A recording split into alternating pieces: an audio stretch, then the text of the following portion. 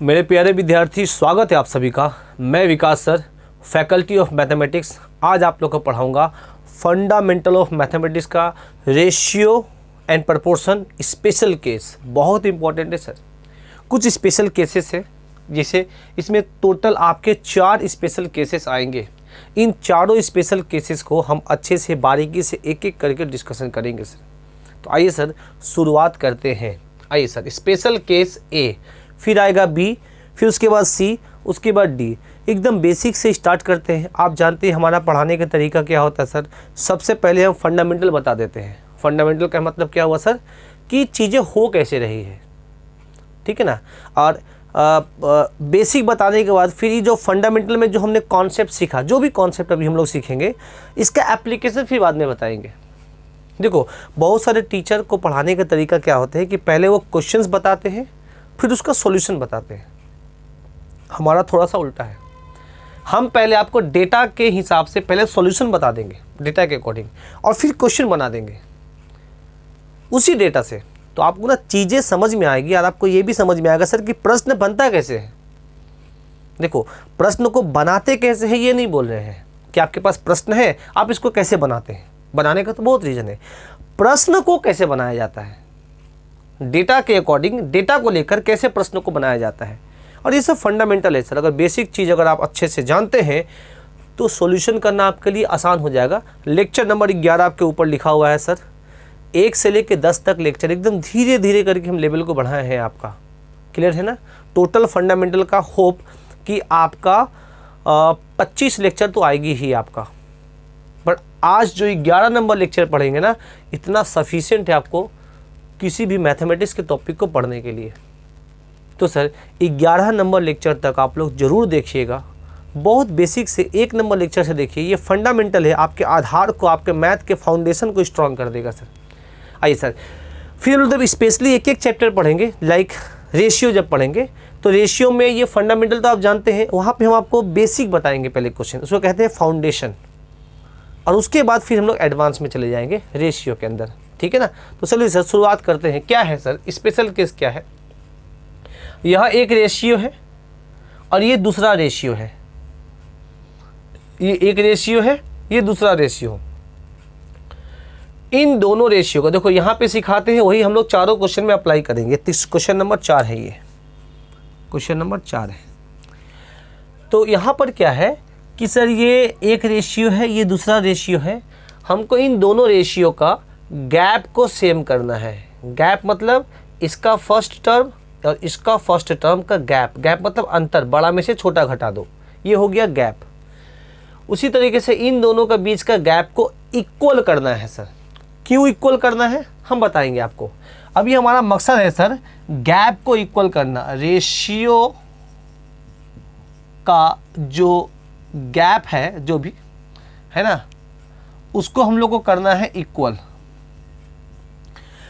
क्यों इक्वल करते हैं, इसका यूज कहाँ होता है, ये हम बताने के बाद प्रश्न में बताएंगे। इसके बाद जस्ट बाद हम बताएंगे। तो सब्र करिए, अभी सिर्फ सीख रहे हैं क्या, दो रेशियो के बीच का गैप कैसे इक्वल करते हैं। देखिए, यह चीज़ अगर यहाँ सीखेंगे ना आप, तो ये सारे चैप्टर में अप्लाई करेंगे आप।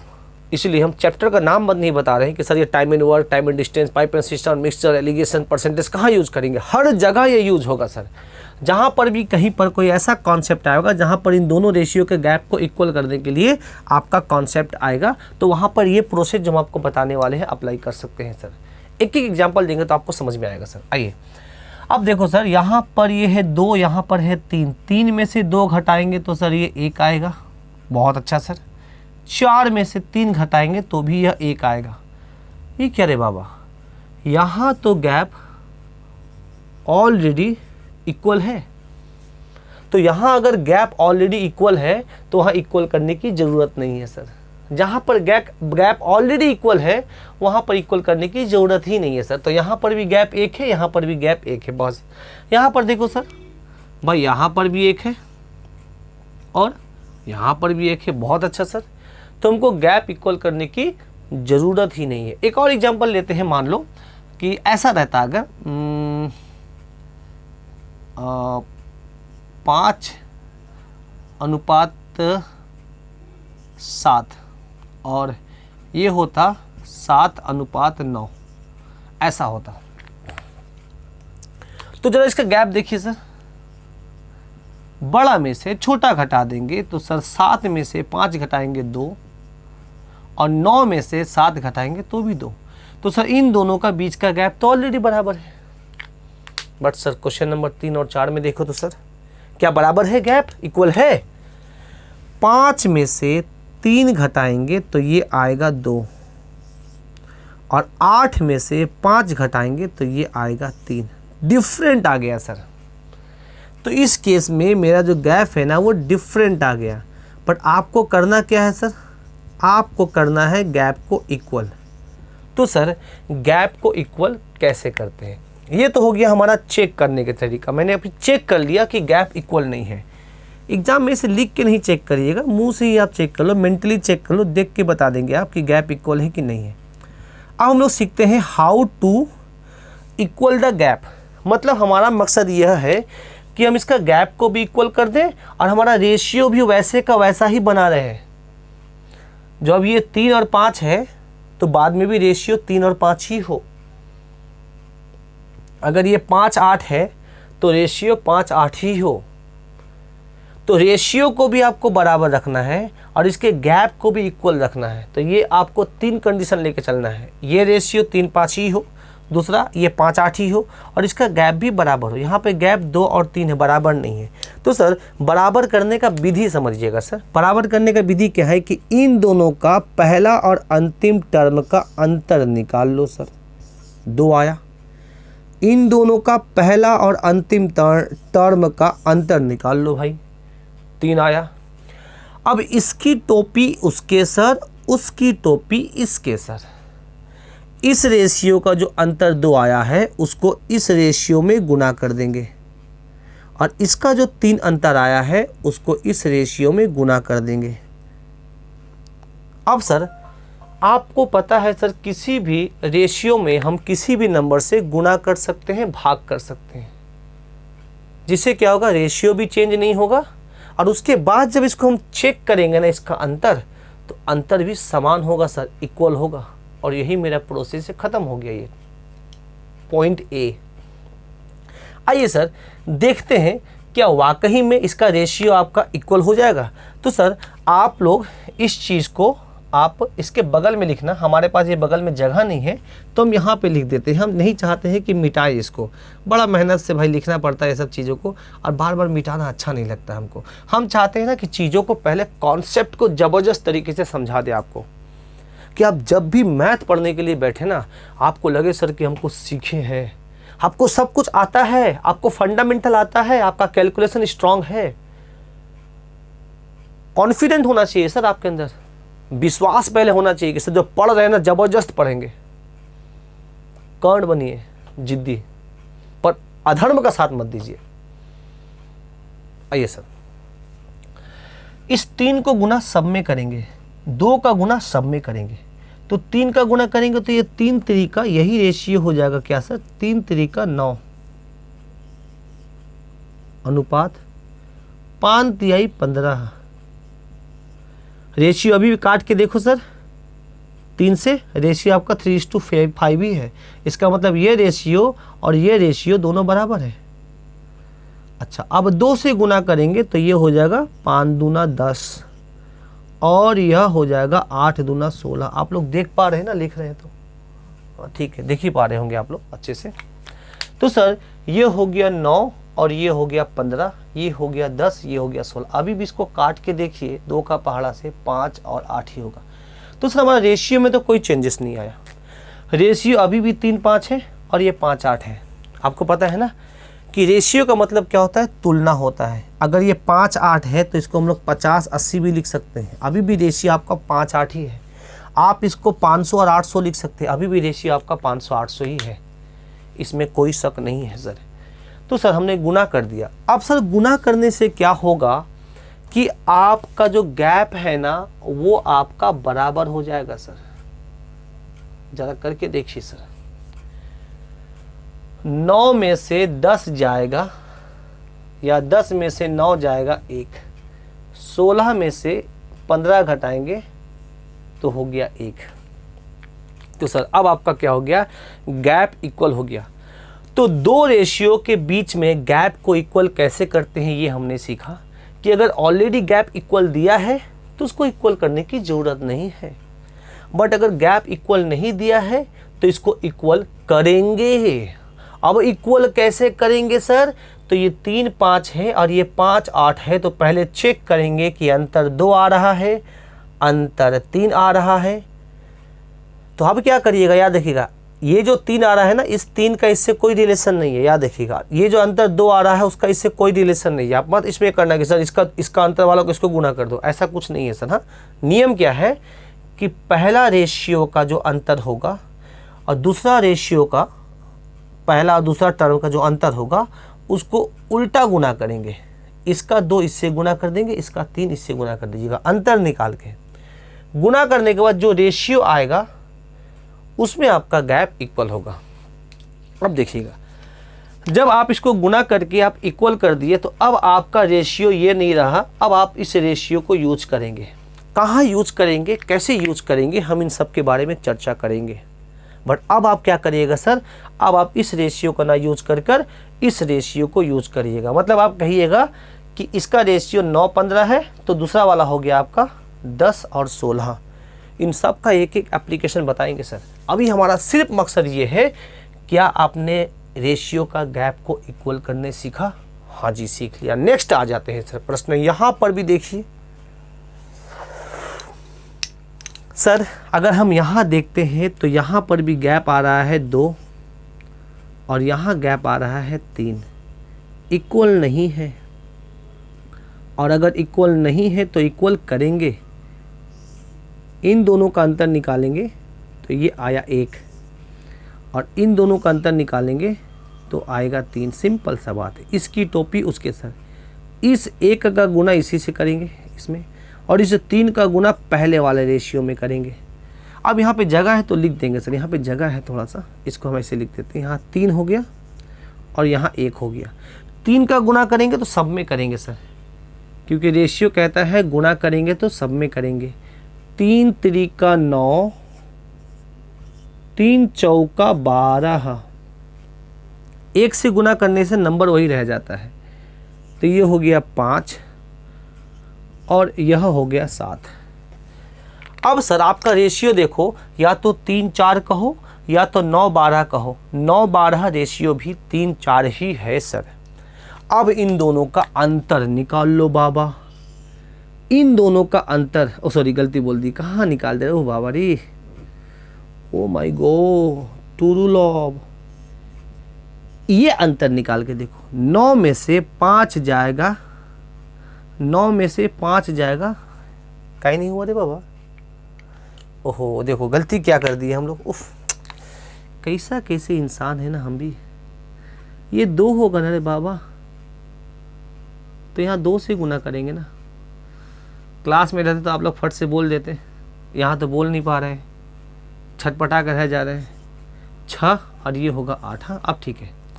अब 6 में से 5 घटाएंगे तो अंतर 1 आया, 8 में से 7 घटाएंगे तो अंतर 1 आया। अच्छा, अब ऐसा मत सोचिएगा सर कि अंतर हमेशा 1 आता है। इसका अंतर 2 भी आ सकता है, 3 भी आ सकता है, 4 भी आ सकता है, डिपेंड करता है कि रेशियो क्या दिया हो। जैसे इसमें देखो, इसमें अंतर क्या है, 2 आया था, है ना, ये तो 2 आ गया है। बट बाद में मान लीजिए यह ऑपरेशन जो हम लोगों ने किया, इसको करने के बाद भी जो अंतर है ना, वो ज़रूरी नहीं है कि वो 1 ही आएगा, ठीक है ना, 2 3 4 आएगा। क्योंकि ये सब जो क्वेश्चन है ना, ये तो अपने मन से हम बना कर आपको दे रहे हैं, समझाने के लिए आपको, ठीक ना। इसमें ऐसा कुछ नहीं कि कहीं पर लिखा हुआ है। ये जो चीज़ें हैं, बेसिक चीज़ जो दिमाग में है भरा हुआ, हम आपको जस्ट समझा दे रहे हैं कि गैप को इक्वल कैसे करते हैं। तो आशा है कि आप रेशियो को इक्वल करने सीख गए होंगे, ठीक है ना। लिख लीजिए इसको अच्छे से, फिर आगे समझाते हैं इसका एप्लीकेशन क्या है। आप लोग पिता और पुत्र का उम्र पढ़े हैं या पढ़े होंगे, नहीं पढ़े हैं तो पढ़ लीजिएगा ज़रूर। उसका एक क्वेश्चन हम आपको देते हैं। अब देखिए, यह सफिशिएंट है। यहाँ पर इन दोनों को, इसको मिटा देते हैं, यहाँ लेते हैं, देखिएगा ये वाले भी मिटा देते हैं। देखिए कैसे दिए रहते हैं। भाई ऑब्वियस सी बात है, जो बेटा है वो बाप से छोटा होगा तो बाप बेटा से बड़ा होगा हर हाल में। तो सर हमने क्या कहा आपको कि मान लो प्रेजेंट में फादर, पहले सन लिख दो, प्रेजेंट में सन एंड फादर का रेशियो है 5:7। मतलब अगर बेटा 5 साल का है तो बाप 7 साल का, मतलब ऐसा होता नहीं है प्रैक्टिकली। मान लो 50 साल का अगर बेटा है तो बाप जो है वो 70 साल का है। हाँ ये पॉसिबल है, 20 साल में बाप बन सकता है कोई, है ना। पर ये लीगल नहीं है ये, ठीक है ना। आप लड़कों का जो एज होता है शादी का वो 21 साल होता है, बट गांव वगैरह में लोग कर भी लेते हैं, ऐसी बात नहीं है। गांव में तो लड़कियों का शादी 13-14 साल में भी हो जाती है, लड़के की शादी 18 साल में 19 साल में भी हो जाते हैं। ऐसे अभी कम होते हैं, पहले बहुत होते थे बाल विवाह वगैरह। ये जो कुप्रथा थी ये आज से प्रचलित नहीं है। अब एजुकेशन नहीं था इसलिए ये कुप्रथा थी। अब धीरे धीरे एजुकेशन आने लगा, अब लड़कियां भी पढ़ने लगी। लड़के तो पढ़ते हैं, लड़के तो 21 साल में अभी भी कंचा खेलते हैं, पर हाँ लड़के 21 साल तक मैच्योर हो जाती है, 21, 22, 23 सालों तक लड़कों के रिस्पेक्ट में। इसलिए लड़कियों का शादी देखिएगा 23-24 में, 21-22 में हो जाती है अभी के समय में मैक्सिमम, मतलब 21 से लेकर 25 के बीच में हो जाती है। बट लड़के अभी 21 से 25 के बीच में बच्चे ही रहते हैं अभी, मतलब उसका मैच्योरिटी वैसा नहीं होता है जितना लड़कियों का होता है। मैं नहीं बोली को मैच्योर नहीं होता है, होता है, बट लड़कियों के रिस्पेक्ट में थोड़ा सा कम होता है। चलिए सर चर्चा करेंगे इसके बारे में कभी, हटाइए। तो सर ये हो गया आपका क्या, सन, और ये फादर। वर्तमान में उम्र यह है। तो सर अब बताइए, अगर हम आपसे कहते हैं कि 10 साल के बाद, कितने साल के बाद, 10 साल के बाद, आफ्टर 10 ईयर्स, फ्यूचर में जो सन और फादर का जो रेशियो होगा वो होगा 7:9। सपोज करो ऐसा दे दिया हमने, 10 साल के बाद उसका उम्र 7:9 होगा, मतलब बेटा 7 होगा तो बाप 9 का होगा। मतलब बेटा अगर सपोज करो 70 साल तो बाप 90 साल। एग्जाम्पल, इसी एग्जाम्पल देते हैं। मान लो कि ऐसा होता कि बेटा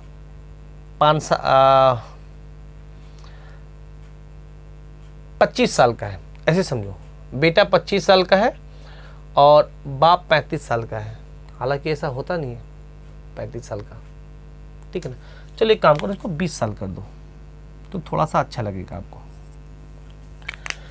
कि मान लो ये 50 साल का है तो फादर 70 साल का है, तो 20 साल के क्या, 20 साल बाद क्या होगा, बेटा जो होगा वो 50 + 20 70 साल का होगा, और बाप जो है वो भी 70 + 20 90 साल का होगा। मतलब 20 साल अगर बेटा बड़ा होगा तो 20 साल बाप भी बड़ा होगा। मतलब इन दोनों का जो एज का अंतर होगा ना, प्रेजेंट और फ्यूचर में, वो दोनों सेम होगा। एज का अंतर जैसे 70 साल - 50 साल 20 साल, 90 साल - 70 साल 20 साल। तो सर अगर हम 1 साल बाद बड़ा होंगे तो मेरे पिताजी भी 1 साल बड़े होंगे। अगर हम 2 साल के 2 साल बाद बड़े हो जाएंगे, मतलब आज से 2 साल बाद हम 2 साल बड़े हो जाएंगे, तो मेरे पिताजी भी 2 ही साल बड़े होंगे अपने उम्र से, हम अपने उम्र से। मेरे पिताजी का उम्र 60 साल है तो 5 साल के बाद वो 65 होंगे। मेरा उम्र 30 साल है तो हम 5 साल के बाद 35 होंगे। ये हम लोगों को आता है सर, क्लियर, इतना समझ में आता है। इसका मतलब क्या हुआ सर कि इन दोनों में जो अंतर होगा वह सेम होगा। अब यहाँ समझ में आ गया। इसका मतलब क्या हुआ कि अगर हम आपको ये फ्यूचर लिख दो, आप लोग ऐसे करके सर यहाँ पर फ्यूचर लिख दो। अगर हम आपसे बोले तो आप बोलिएगा sir present age of son and father is equal to 5:7,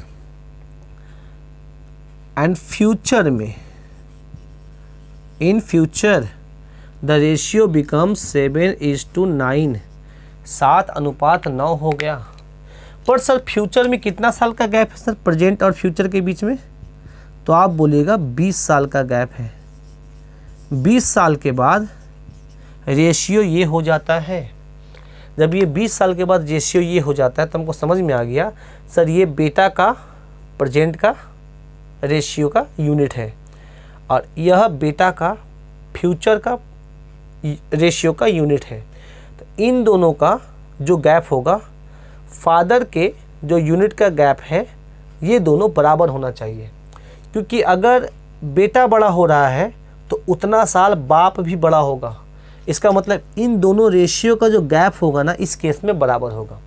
तो सर ये सब केसेस आपको याद रखना पड़ेगा कि हाँ इस केस में रेशियो का गैप बराबर होता है। जैसे इस केस में एक एग्जांपल दी, ऐसे ऐसे और भी 1-2 केसेस है जहाँ पर आपका रेशियो बराबर होगा। वो कंडीशन दे देगा एग्जामिनर, ऐसे नहीं बोलेगा कि गैप बराबर है। आपको समझना पड़ेगा यही तो मैथ है। यहाँ पे हम लोग समझे कि बेटा अगर हम 5 साल बड़े होंगे तो मेरा पिताजी भी 5 साल बड़े होंगे। मेरा 30 है तो हम 35 होंगे, मेरे पिताजी 60 है तो 65 होगा। क्लियर है? अब यहाँ पे समझ गए तो आपको इतना समझ में आ रहा है सर कि इन दोनों का गैप बराबर होना चाहिए।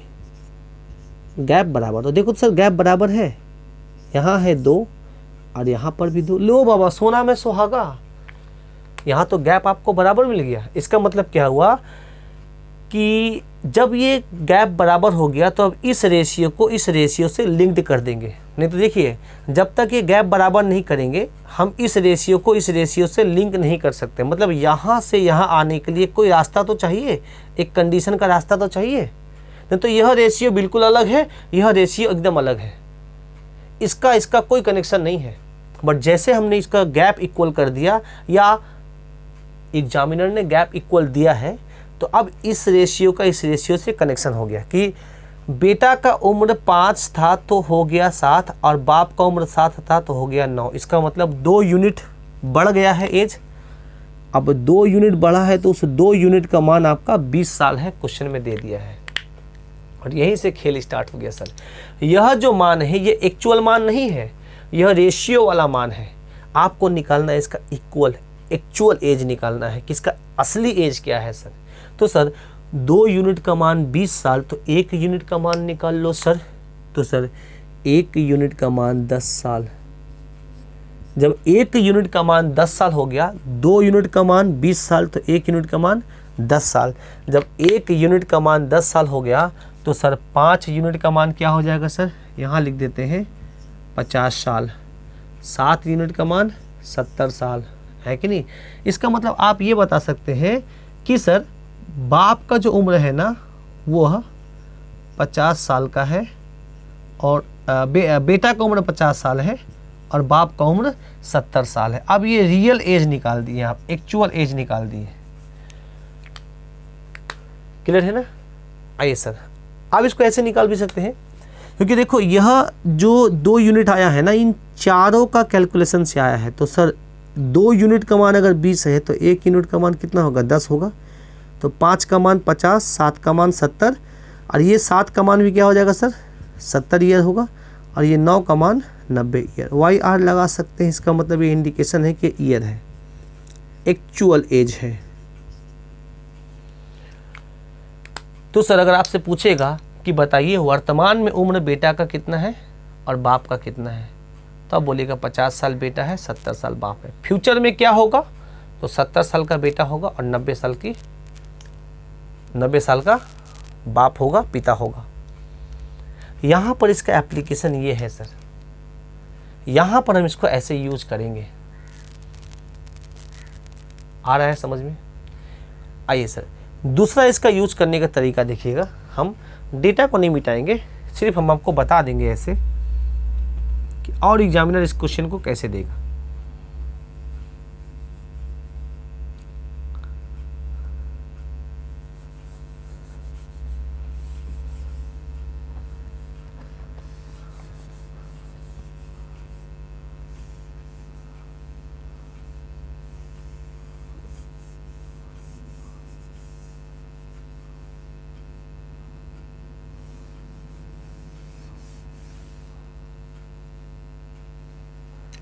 ये 70 था।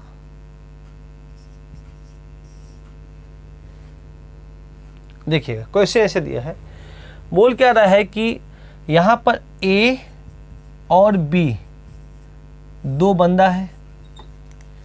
एक बंदा है जिसका नाम है ए, दूसरा बंदा है जिसका नाम है बी। एक बंदा है जिसका नाम है ए, दूसरा बंदा है जिसका नाम है बी। क्लियर है? अच्छा, अब बोला है क्या ऐसे, इसको मिटा देते हैं तभी ज़्यादा अच्छे समझ में आएगा। अच्छा, उसका क्वेश्चन सेंटेंस में लिख लीजिएगा। If the present age of father and son age 5:7 after 20 years, the ratio of present age of father and son is 5:7. After 20 years, their ratio becomes 7:9. Their ratio becomes 7:9. What is the present age of father and son? Hindi में बोलेंगे, वर्तमान में पिता और पुत्र का उम्र का अनुपात 5:7 है। 20 साल के बाद उनका उम्र का अनुपात 7:9 हो जाती है। तो बताइए पिता और पुत्र का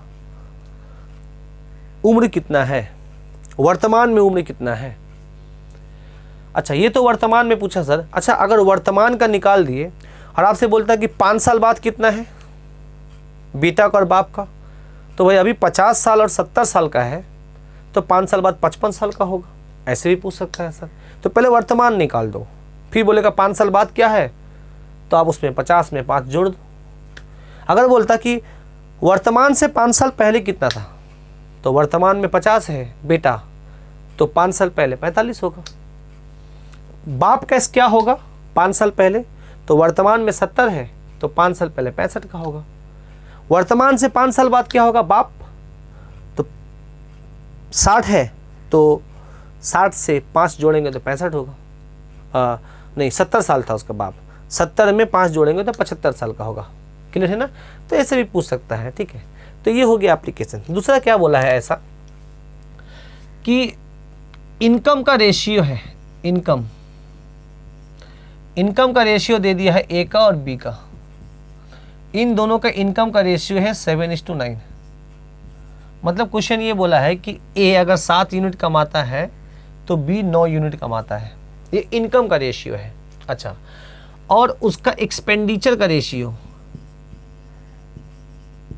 एक्सपेंडिचर मतलब खर्च, एक्सपेंडिचर का रेशियो दे दिया है 5:7। सुनिएगा अच्छे से।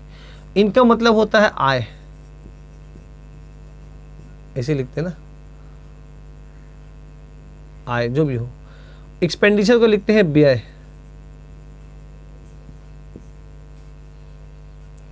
व्यय, खर्च, या इसको खर्च भी लिखते हैं। और क्वेश्चन में ये कंडीशन दे दिया है कि दोनों का सेविंग सेम है। दोनों का जो सेविंग है वो सेम है, और वो जो है वो है आपका 400 रुपया। मतलब दोनों 400 रुपया बचाता है। ए भी 400 रुपया बचत कर लेता है और बी भी 400 रुपया बचत कर दिया। ये कंडीशन दे दिया आपको सर। तो बताइए ए का इनकम कितना है, बी का इनकम कितना है, या ए का खर्च कितना था, बी का खर्च कितना था। तो क्वेश्चन में ऐसा बोलेगा, इसको सेंटेंस में आप लिखिएगा, the ratio of income between A and B is 7:9। Hindi में ए और बी के आय का अनुपात 7:9 है। इंग्लिश में, और उन and their ratio and ratio of their expenditure and ratio of their expenditure is 5:7। पहले इंग्लिश वाला को दिखा देते हैं पूरा। The ratio of income between A and B is 7:9 and the ratio of their expenditure is 5:7। If both A and B saves 400 rupees if both A and B saves 400 rupees each. ये भी 400, ये भी 400 रुपये बचाता है। What is the income of A and B? Hindi में लिखिएगा sir. ए और बी का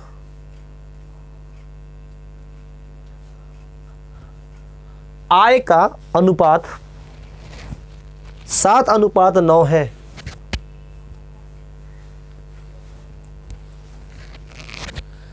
और उसके खर्च का अनुपात और उनके खर्च का अनुपात 5:7 है। ऑब्वियस बात है ए और बी का। यदि दोनों 400 रुपया बचत करते हैं तो बताइए ए का बचत कितना है और बी का बचत कितना है? ये प्रश्न आपसे पूछा गया है भाई। तो सर जब दोनों बचत करते हैं, आपको पता है कि सर सुनिएगा अच्छे से, इनकम जो होता है वो होता है एक्सपेंडिचर अब प्लस सेविंग से। जैसे मान लो कि आप 500 रुपया कमाते हैं, मान लो, हाँ, और 300 रुपया खर्च करते हैं, तो ऑब्वियस बात है 200 रुपया बचाते हैं, है कि नहीं? तो इतना आपको समझ में आ गया। या आप ऐसे कह सकते हैं, इनकम में से एक्सपेंडिचर को घटाएंगे तो सेविंग आएगा। ऐसे income minus expenditure is equal to saving. जैसे 500 रुपया में अगर आप 300 रुपया खर्च कर देते हैं तो आप बचाते हैं 200 रुपया।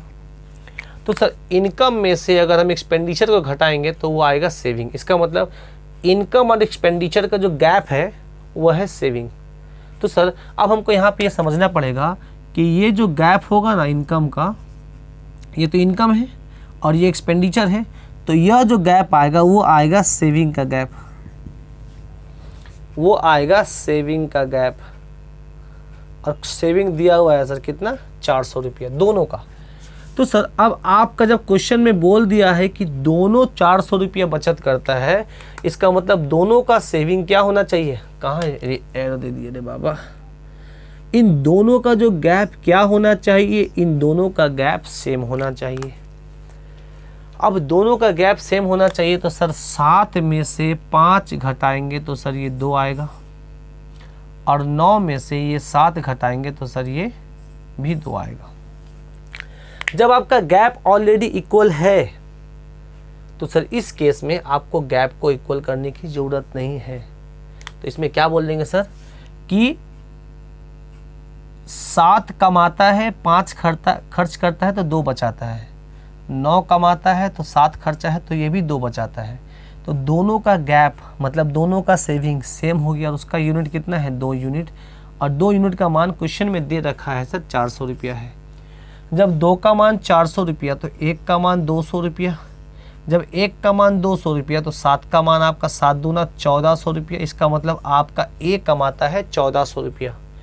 B कितना होगा सर? 1 का मान 2 है तो 9 का मान 9 दूना 1800 रुपया।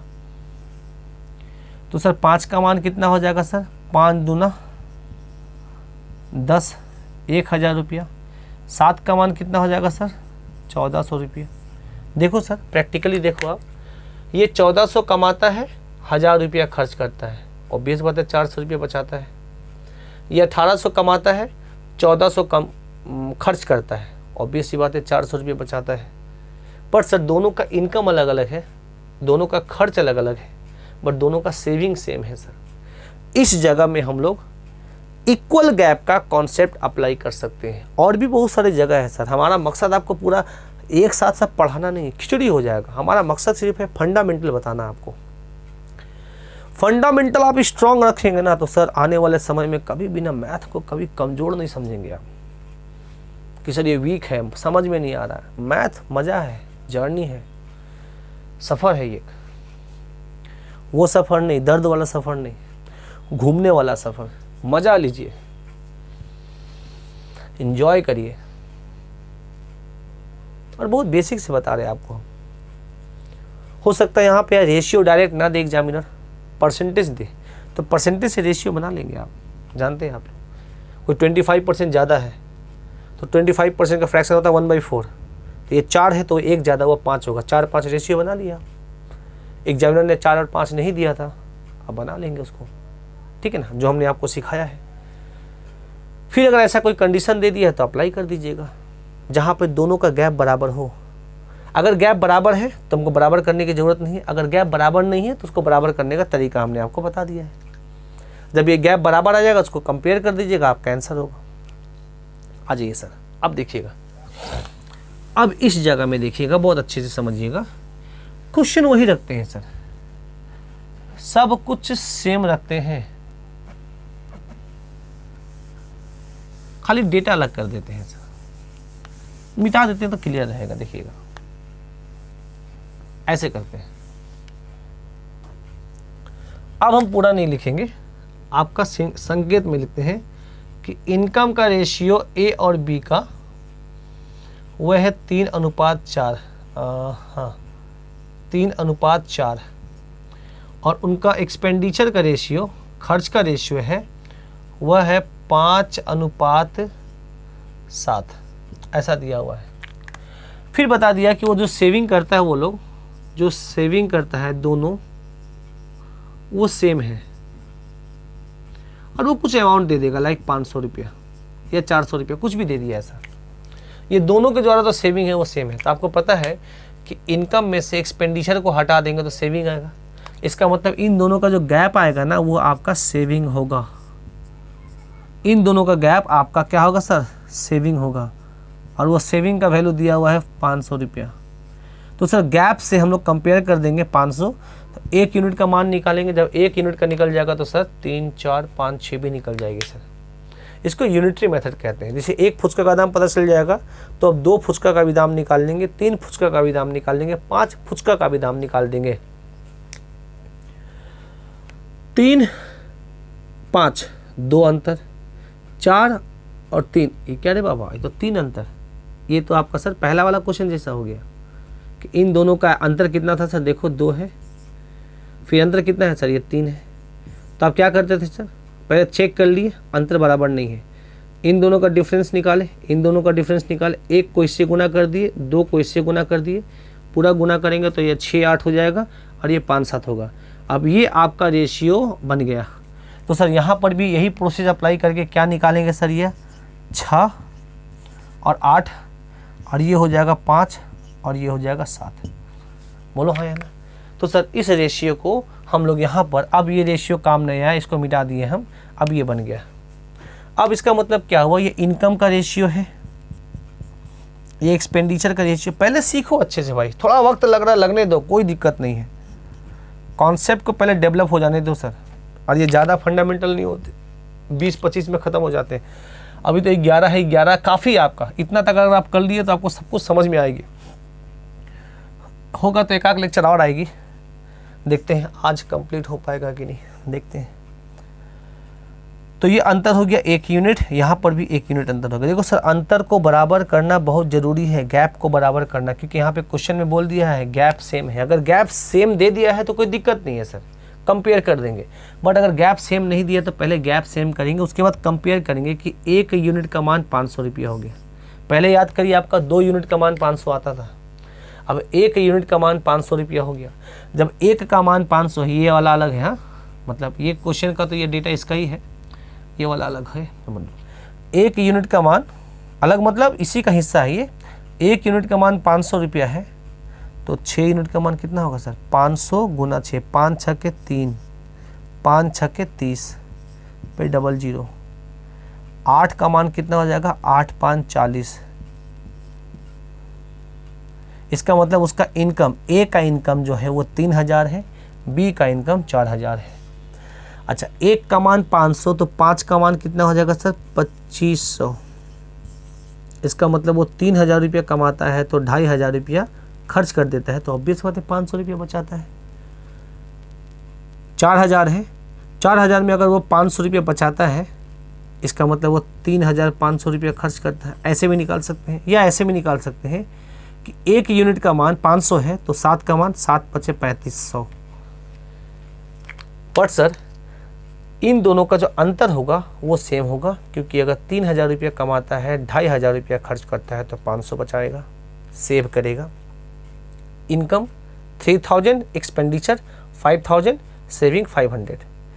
Income 4000, expenditure 3500, saving 500। तो सर इस जगह पे हम लोग गैप को इक्वल करके आगे प्रश्नों को हल करेंगे। बहुत अच्छे से लिखिए, फिर नेक्स्ट क्लास में हम लोग चलते हैं, नेक्स्ट टॉपिक पे चलते हैं। अब हम लोग देखेंगे स्पेशल केस का बी पोर्शन।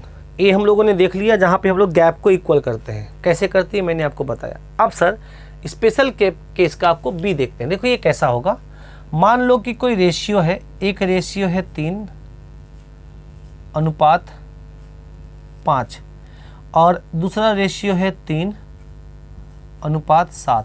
क्लियर है ना, ऐसा दे दिया है। और नीचे एक और लिख देते हैं, ये क्वेश्चन नंबर 1 है, ये क्वेश्चन नंबर 2 आपको देते हैं। मान लो ये है 3:5 और ये है 4:7।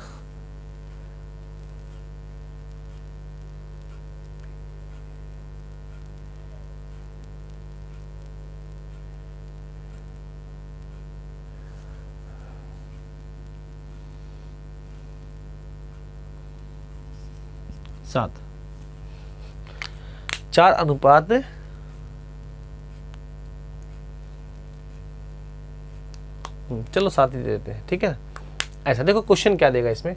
दूसरा केस क्या था, पहले क्या था, गैप इक्वल था। अब हम लोग क्या करेंगे ना, इन रेशियो में और इन रेशियो में कोई एक टर्म, इसको कहते हैं ये फर्स्ट, ये मतलब ये रेशियो का फर्स्ट टर्म है और ये सेकेंड टर्म आप कह सकते हैं। इसका दूसरा रेशियो का ये फर्स्ट टर्म है, ये सेकेंड टर्म है। तो इन दोनों का, दोनों टर्म में कोई एक टर्म इक्वल होगा। जैसे यहाँ देखो, एक टर्म मतलब क्या हुआ, अगर ये 3 हुआ तो इसको भी 3 होना होगा, ये चेंज नहीं होगा। तो सर जहाँ पर आपका अगर ये 3 है और ये 3 है तो कोई दिक्कत ही नहीं है सर। इसका मतलब अगर ये 3 यूनिट है तो ये भी 3 यूनिट है। बट सर ये 5 है तो ये 5 से 7 हो गया सर। कितना बढ़ गया सर, 2 बढ़ गया। बट ये जो वैल्यू है ना, ये आपका सेम रहा। अब इस टाइप के टर्म देखेंगे जहाँ पे कोई एक टर्म जो आपका होगा वो इक्वल होगा। क्यों इक्वल होगा और इसका एप्लीकेशन कहाँ है, क्वेश्चन कैसे पूछे जाते हैं, इसको प्रश्नों में बताएंगे। बट सर हम अभी बताते हैं, अगर इक्वल करना है, इक्वल है तो हमको करने की ज़रूरत नहीं है सर। एक टर्म अगर इक्वल नहीं है तो उसको इक्वल करना पड़ेगा। एग्जाम्पल देते हैं, मान लो कि ये दोनों टर्म इक्वल है, मान लो इन दोनों टर्म को, सिर्फ एक को, इसको नहीं बोल रहे सर, इन दोनों को इक्वल करना है। मतलब यहाँ 3 और यहाँ पे 4 दिख रहा है तो यहाँ पर भी वही नंबर दिखे जो यहाँ पर दिखे। हमको सिर्फ इससे मतलब है, इससे मतलब नहीं है। तो सर देखिएगा उसमें क्या करेंगे हम लोग। अब इस केस में आपको पता है कि 3 को और 4 को बराबर करना है, तो 3 और 4 का एलसीएम ले लो, क्या होगा 12। 12 करने के लिए 3 को 12 करने के लिए 4 से गुना करना पड़ेगा और 4 को 12 करने के लिए 3 से गुना करना पड़ेगा। या ऐसे भी कह सकते हैं, इसका 3 को इससे गुना कर दो, इसका 4 को इससे गुना कर दो। अब इस केस में आपका रेशियो क्या हो जाएगा सर, चेंज हो जाएगा। अब ये हो जाएगा 4 तिहाई 12 और ये 4 पचे 20 हो जाएगा। और यहाँ पर होगा 3 चौके 12 और ये हो जाएगा 7 त्रिक 21।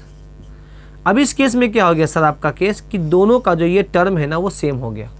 बट दूसरा वाला टर्म क्या है सर, वो आपका बढ़ गया। किससे बढ़ गया सर, 1 से। बट ये दोनों टर्म क्या है सर, ये दोनों टर्म आपका सेम हो गया।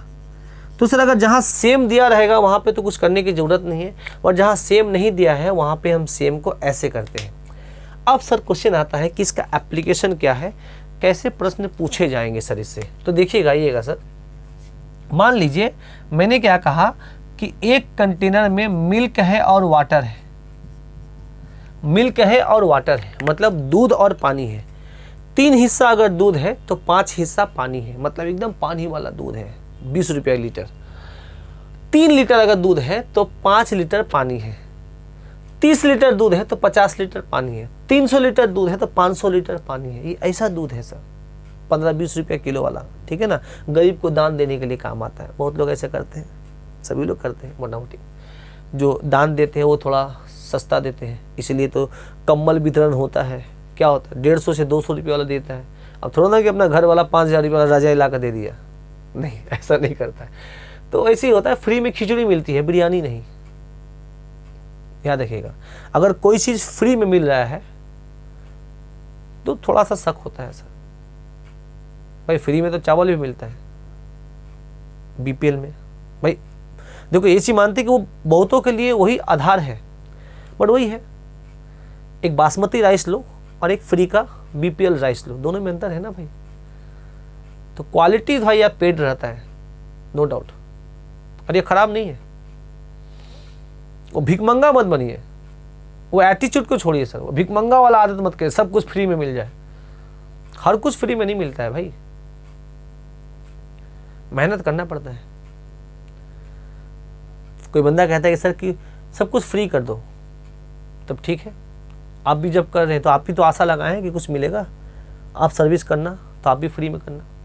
सर ऐसा नहीं करेंगे, याद रखिएगा, पेड होना चाहिए। अगर आप मेहनत कर रहे हैं, कोई एक टर्म कहा जाता है ना कि if you are good in anything god don't go to free, मतलब अगर आप किसी चीज़ में सही हैं तो उसको फ्री में मत दो, कम चार्ज लो, बट लो। मैंने कम, ये टर्म मेरा है सर कि फ्री में खिचड़ी मिलता है, बिरयानी नहीं। एक आध दिन कोई दे दिया अलग बात है, बट मेनली देखिएगा बालक भोजन होता है, खिलाए जाते हैं क्या, खिचड़ी, सस्ता होता है और खाने में भी अच्छा लगता है। बिरयानी क्यों नहीं दिया जाता है, वो भी तो खाने में अच्छा लगता है। पहला होता है धार्मिक, भेज बिरयानी तो नहीं देखिए, महंगा होता है वो, फ्री में खिचड़ी मिलता है, बिरयानी नहीं। आइए सर, तो ये मिल्क है और ये वाटर है। अब मैंने क्या किया, इस कंटेनर में ऐसे देखिए, इस कंटेनर में कुछ मिल्क है और कुछ वाटर है। किस रेशियो में है सर, 3 और 4 के अनुपात में, 3 और 5 के अनुपात में है। मैंने क्या किया इसमें कि देखिए कि भाई हम पानी को और पतला कर दें, मैंने बाहर से फिर और वाटर डाल दिया। ऑब्वियस बात है, दूध तो डालेंगे नहीं। मान लीजिए बहुत सारे गरीब आ गए तो हम क्या करेंगे, जाकर वो जो अपना कंटेनर है जाकर नल में लगा देंगे, और थोड़ा ना गाय का थन के नीचे लगा देंगे कि दूध दो, क्या, क्योंकि पेड़ है वो। हम क्या किए, सबसे आसान क्या था, पानी डाल दिए इसमें।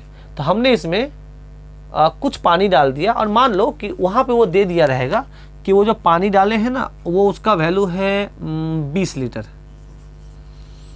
ये लीटर में दे दिए सर, 20 लीटर पानी डाल दिए। ऑब्वियस बात है सर, अगर 20 लीटर पानी डालेंगे तो दूध का जो क्वालिटी है वो थोड़ा ख़राब हो जाएगा, पतला दूध होगा, है ना। अब जो बोला है, जो डालने के बाद, पानी को डालने के बाद जो नया मिक्सचर बना, उसमें मिल्क एंड वाटर का जो रेशियो है वो आपका हो गया 3:7। ऐसा क्वेश्चन में बोल दिया है कि the ratio of milk and water, the ratio of mixture, the ratio of milk and water is 3:5 in a container. ऐसे लिखा जाएगा, इन अ कंटेनर, क्वेश्चन को थोड़ा लिख लीजिए, in a container the ratio of milk and water is in the ratio 3:5। 20 liters of water, 20 liter of more water is added and the ratio becomes 3:7, और उसका ratio 3:7 हो गया।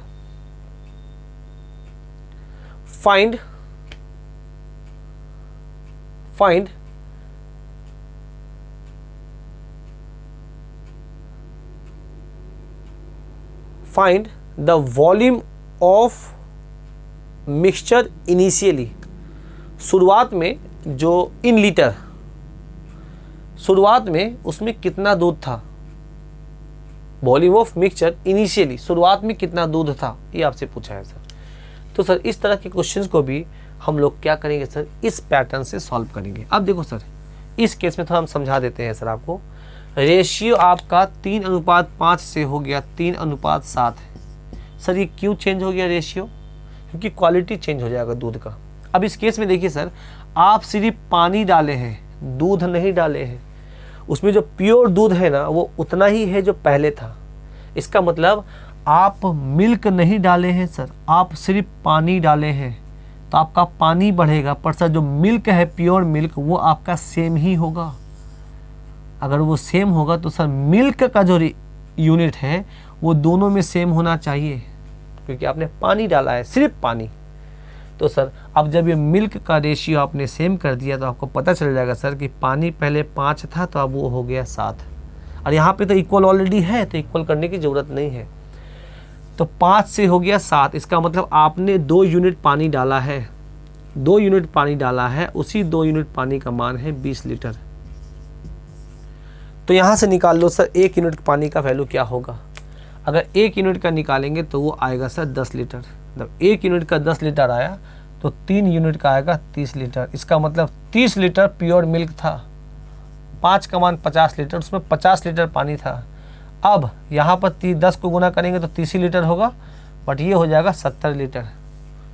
क्यों सर? क्योंकि 50 लीटर में आपने 20 लीटर पानी डाला तो ऑब्वियस बात है वो 70 लीटर होगा। बट दूध अभी भी 30 लीटर है, यहाँ पर भी 30 लीटर है, कि दूध आपने नहीं डाला है इसलिए दूध सेम होगा सर।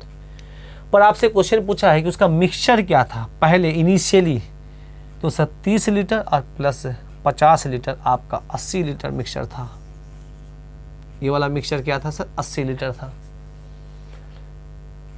दूसरा क्वेश्चन सर ऐसे भी निकाल सकते हैं, दूसरा तरीका कि ये 3 हिस्सा है और ये 5 हिस्सा है, दूध 3 हिस्सा पानी 5 हिस्सा, टोटल हो गया 8 हिस्सा, 8 यूनिट, और 1 यूनिट का मान आपने 10 निकाला है तो 8 यूनिट का मान 80 होगा। ऐसे भी निकाल लेंगे।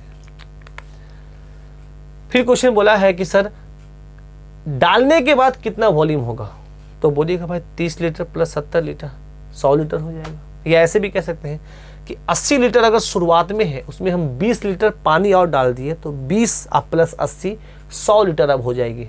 अब जो आपका दूध होगी वो 100 लीटर का होगा। तो इस जगह में सर किसी एक रेशियो को कहाँ इक्वल करते हैं, ये समझ में आया क्या बाबा? हाँ जी आ गया। आ जाइए सर, नेक्स्ट आ जाइए सर। क्वेश्चन सेम क्वेश्चन है, अगर यहां पर देता अप्लाई करते, इस जगह पे अप्लाई करते कि एक कंटेनर में मिल्क एंड वाटर का जो रेशियो है वो है आपका 3:5। After adding 50 litre of milk, 50 litre of water, milk तो ऐड नहीं करते हैं, 50 लीटर ऑफ वाटर। मतलब इस कंटेनर में पहले 3 और 5 के अनुपात में मिल्क एंड वाटर था। हमने 50 लीटर वाटर, देखो ये W मतलब वाटर को ऐड कर दिया, जिससे अब जो रेशियो हुआ, ये जो रेशियो है वो चेंज होके वो हो गया आपका 4:7 हो गया। मतलब अब रेशियो 4:7 हो गया। कब हुआ सर? पानी डालने के बाद। तो बताइए मिक्सचर कितना था सर? तो आप तो सर सिर्फ पानी डाले हैं, क्या आपने दूध डाला है क्या? नहीं सर। इसका मतलब ये दूध का यूनिट सेम होना चाहिए। सेम नहीं है तो सेम करेंगे सर, इसको 4 से गुना करेंगे, इसको 3 से गुना करेंगे। 4 से गुना करेंगे तो ये 12 हो जाएगा, तो अब डायरेक्ट इसको कर दे 12। 4 से गुना करेंगे तो ये 20 हो जाएगा। 3 से गुना करेंगे तो ये 12 होगा, और ये 7 × 21 होगा सर। तो सर हम लोग क्या देखें, यहाँ पर भी मिल्क उतना है, यहाँ पर भी मिल्क कितना है, तो ये कंडीशन को सेटिस्फाई करना पड़ेगा। तब बोलिएगा कि पहले पानी था 20 यूनिट, अब हो गया आपका 21 यूनिट। इसका मतलब क्या हुआ, आपने उसमें 50 लीटर पानी डालने से वो 20 से 21 हो गया, मतलब 1 यूनिट पानी अधिक हो गया। और वो अधिक पानी कितना है सर? यही 50 लीटर ना जो आपने डाला है। तो 1 का मान 50 हो गया, और आपसे पूछा है कि इनिशियली क्या था उसमें, तो सर 20 यूनिट अब प्लस इनिशियल मिक्सचर क्या था, 20 यूनिट प्लस 12 यूनिट हो गया आपका 32 यूनिट। और 32 यूनिट का वैल्यू कितना होगा सर? 1 यूनिट का मान कितना है? 50। तो सर 32 का मान कितना होगा? 32 × 50, तो ये हो जाएगा आपका कितना सर? 1600।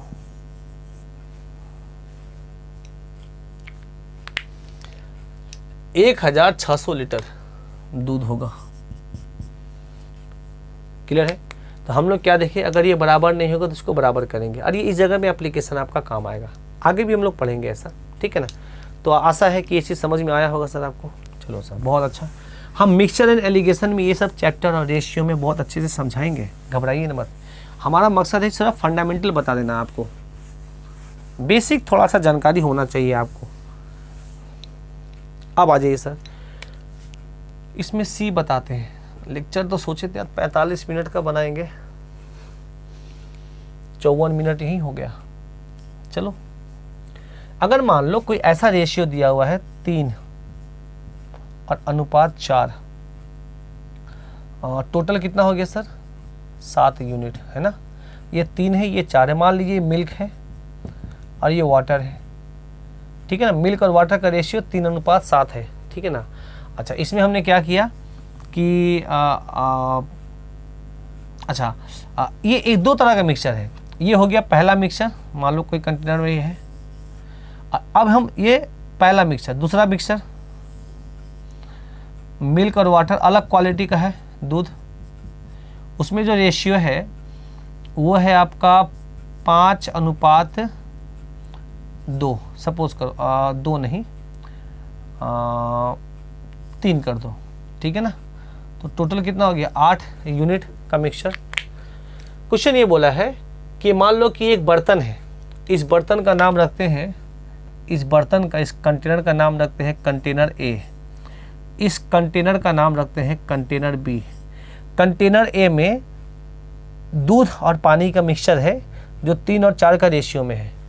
कंटेनर बी में दूध और पानी का रेशियो जो है वो 5 और 3 का है। देखो कंटेनर बी वाला पानी, दूध जो है ना वो ज़्यादा अच्छा है सर, थोड़ा गाढ़ा होगा। देखो दूध का मात्रा ज़्यादा है, पानी का मात्रा कम है। इसमें दूध का मात्रा कम है, पानी का मात्रा ज़्यादा। ऑब्वियस बात है, क्वालिटी सेम है, क्वालिटी डिफरेंट है। अच्छा, क्वेश्चन में ये बोला है कि इसमें जितना दूध है इन दोनों में और इसमें भी उतना ही दूध है, मतलब इक्वल वॉल्यूम है। वॉल्यूम का मतलब है इसमें जितना दूध है इक्वल वॉल्यूम। वॉल्यूम का मतलब मिल्क, जो दूध है इसमें अगर 50 लीटर तो इसमें भी 50 लीटर, इसमें भी 100 लीटर तो इसमें भी 100 लीटर। क्वालिटी अलग अलग है, बट सर इन दोनों का क्वांटिटी जो है वो सेम है। इन दोनों का क्वांटिटी सेम है, ये क्वेश्चन में बोल दिया है। इक्वल वॉल्यूम या क्वांटिटी भी बोल सकते हैं, क्वांटिटी, ठीक है ना, या मात्रा बोल सकते हैं। इन दोनों का मात्रा सेम है, वजन सेम है, कुछ भी बोल सकते हैं, जो भी हो, ठीक है ना। अब इन दोनों कंटेनर को हमने क्या किया, एक बड़ा पात्र में मिला दिया, ए को और बी का। अब नया दूध बन गया।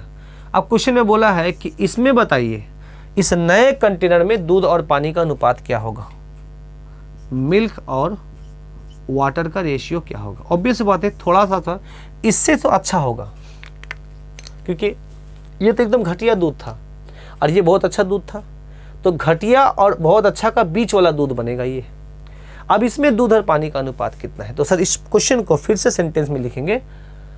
A container, a 2 container A and B having milk and water in the ratio 3:4 and 5:3.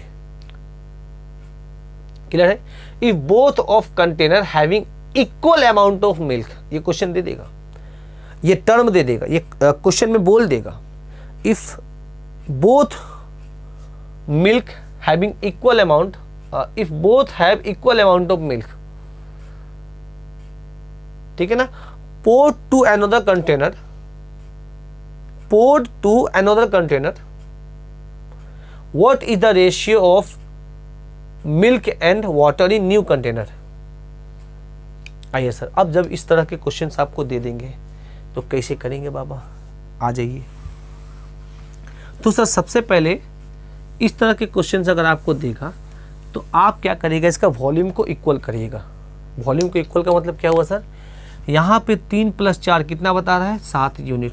यहाँ पे 5 + 3 कितना बता रहा है, 8 यूनिट। तो सर ये तो बोल रहा है 7 है, ये तो बोल रहा है 8 है, तो गलत बात है सर। क्वेश्चन में बोला है दोनों सेम है, दोनों सेम है, तो इसको क्या करना है, इस नंबर 8 को इससे गुना कर देना है और 7 को इससे गुना कर देना। इसकी टोपी इसके सर और इसका टोपी इसके सर। इससे क्या होगा, गुना करेंगे तो देखो सर 8 × 7 = 56, 7 × 8 = 56, तो दोनों 56 लीटर हो गया। बट सर ये 7 कहाँ से आया सर, इन दोनों रेशियो से आया। तो अगर हम इस 7 में इस 8 से गुना करते हैं तो इस 8 का गुना इस रेशियो में भी हो जाएगा सर। तो रेशियो को गुना करेंगे इस रेशियो में 8 से, तो ये हो जाएगा 8 × 3 = 24, इसका मतलब ये 24 यूनिट है। तो ये हो जाएगा 8 × 4 = 32, ये 32 यूनिट है।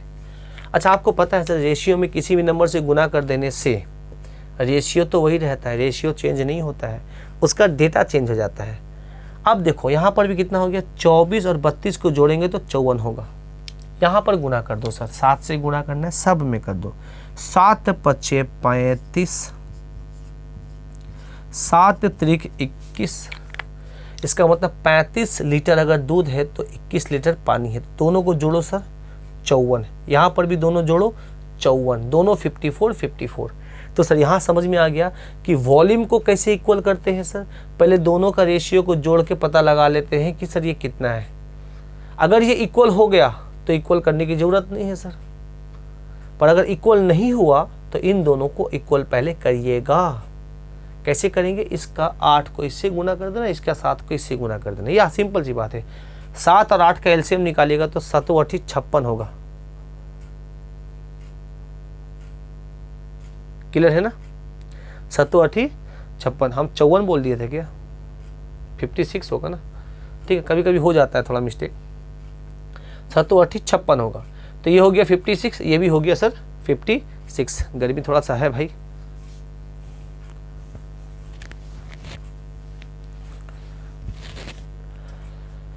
अब दोनों के वॉल्यूम को क्या कर दिए सर, इक्वल कर दिए। अब दोनों के वॉल्यूम को इक्वल कर दिए, इसका वॉल्यूम इसका वॉल्यूम, दोनों 54 हो गया। अब आपका क्या बोलेंगे, मिल्क। अब दोनों को इंडिविजुअल जोड़ सकते हैं सर, क्योंकि आपने एक कंडीशन को सेटिस्फाई कर दिया, दोनों का वॉल्यूम को इक्वल कर दिया। अब मिल्क को मिल्क के साथ जोड़ दो और वाटर को वाटर के साथ जोड़ दो, हो गया नया कंटेनर में मिल्क और वाटर का रेशियो। आइए सर, मिल्क का निकालना है, वाटर का निकालना है। मिल्क है सर 24 अब प्लस 35, 24 प्लस 35, कुछ भी आएगा जोड़ दीजिएगा सर। 32 प्लस 21, तो इन दोनों को जोड़ेंगे तो सर ये हो जाएगा 9 5 59। दिख रहा है क्या, 59, और इन दोनों को जोड़ेंगे तो ये हो जाएगा 53। यही रेशियो होगा सर, 59:53 मिल्क और वाटर में, न्यू कंटेनर में, नए बर्तन में दूध और पानी का अनुपात यह होगा। बहुत प्यार से देख लीजिए सर, ये पॉइंट को एकदम बेहतरीन है सर, ये सब क्वेश्चन में आते हैं। तो आया ना समझ में कि अब नया कंटेनर में दूध और पानी का अनुपात क्या होगा। ये हो गया भाई। आ जाइए नेक्स्ट आइए। इसका दूसरा तरीका भी होता है सर, ये फर्स्ट मेथड हो गया।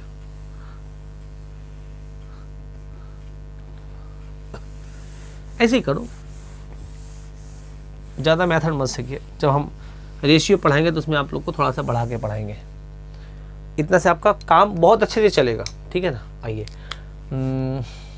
एक और क्वेश्चन हम आपको देते हैं, बताइए कि मान लो दूध और पानी का अनुपात यहाँ पे 3:4 है और यहाँ पर अनुपात 5:2 है ना, और दोनों इक्वल क्वांटिटी में है। ये एक कंटेनर है, ये दूसरा कंटेनर है, और ये दोनों कंटेनर का इक्वल वॉल्यूम है।